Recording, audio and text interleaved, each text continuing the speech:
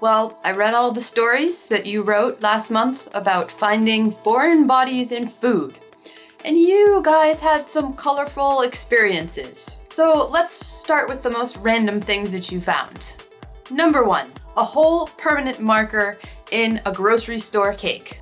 Okay, this was a rather big mistake on the part of the cake maker, but I can totally see this happening. If the baker had a marker in the front pocket of his shirt and he leaned over while mixing and whoop, it slipped into the batter. Chefs do tend to carry permanent markers around in their pockets. Number 2, an olive pit in a wedding cake. Fortunately, nobody broke their tooth, and the baker was able to trace the origin of the olive pit back to her son, who just happens to be an olive eating enthusiast. But we will never know if he threw that pit into the batter to mess with Mummy, or if it just happened by accident. Now let's acknowledge the biggest culprits.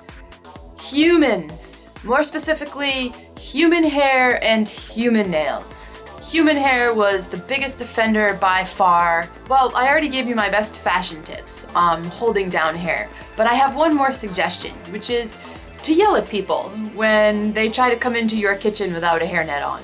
You get lost, Goldilocks. No Rapunzel's allowed in my kitchen. Fingernails was another big one, which begs the question, why did those food handlers have long nails, painted nails, or fake nails on in the first place? That's totally against the health code. The second biggest culprit was bugs. You found flies, maggots, cockroaches, a potato bug, a spider, and a bee. Incidentally, Pam Holland, who told the bee story, is the winner of the silicone molds giveaway. Out of all the bug examples, the most concerning one was the maggots, because maggots are a sign of flies, and flies are a major sanitation risk, much more so than cockroaches. Believe it or not, cockroaches are actually pretty clean. They groom themselves fastidiously, so they don't track bacteria around as much as you would think, which is not to say they aren't gross. But when it comes to food, if you're gonna hate on a bug, hate on flies, because flies transmit bacteria, and that is very hazardous. The third biggest culprit was food packaging. Cardboard, broken plastic, shards of aluminum cans. This type of thing is kind of hard to avoid in the food industry because we're constantly tearing open new packaging. The fourth biggest culprit was broken kitchen tools, equipment, and hardware.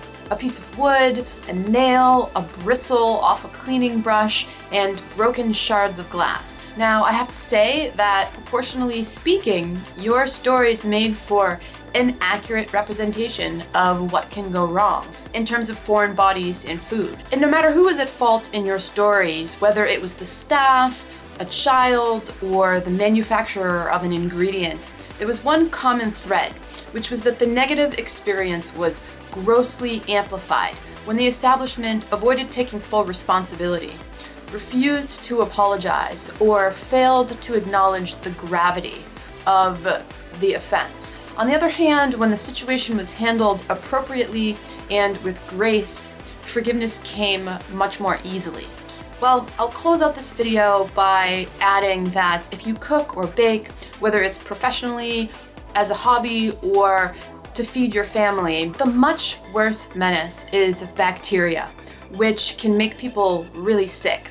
It can even kill, and you can't see bacteria with the naked eye. So at some point soon, I will talk about bacteria, where it comes from, how it grows in food, and what you can do to prevent it. But not just yet.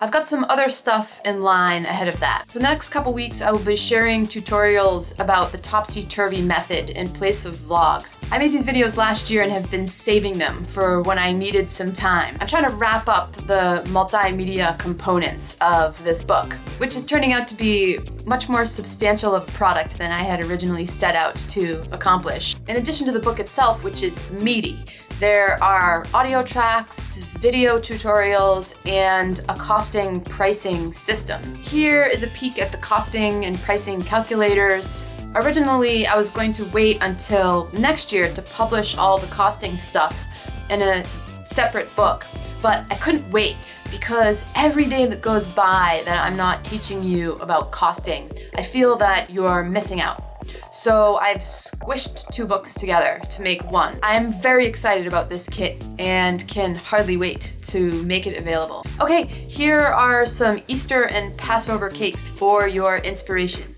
I'll see you soon.